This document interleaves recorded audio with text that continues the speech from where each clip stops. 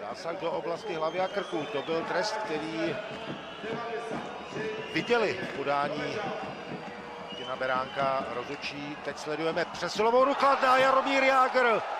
Jaromír Jágr v 6. minutě posílá rytíře do vedení 1-0.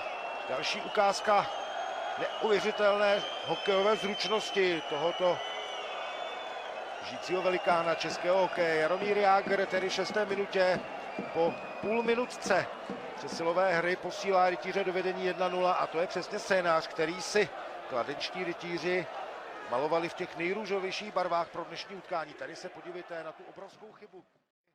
Souboj s Vojtěchem Doktorem, ten sice zvládl tenhle souboj, ale přihrál přímo Plekancovi.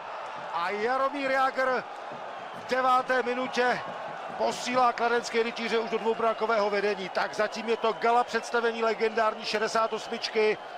Tenhle ten gól byl z kategorie takových spíše náhodných. Jaromír Jágr do toho v podstatě plácnul a ono to tam spadlo. Jan Strmeň, nevím, jestli teď má úplně čisté svědomí.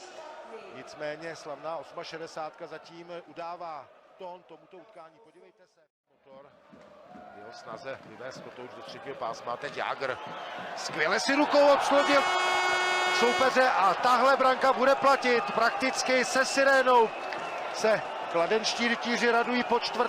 a já mám pocit, že autorem branky je Tomáš Plekanec, protože on tam ještě najížděl v tom předbrankovém prostoru.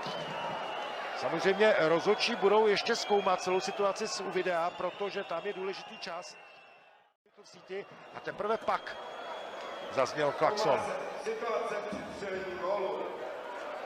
Samozřejmě my tady při opakovaném záběru už nemáme k dispozici časomíru, takže my se můžeme pouze podívat a vychutnat si ten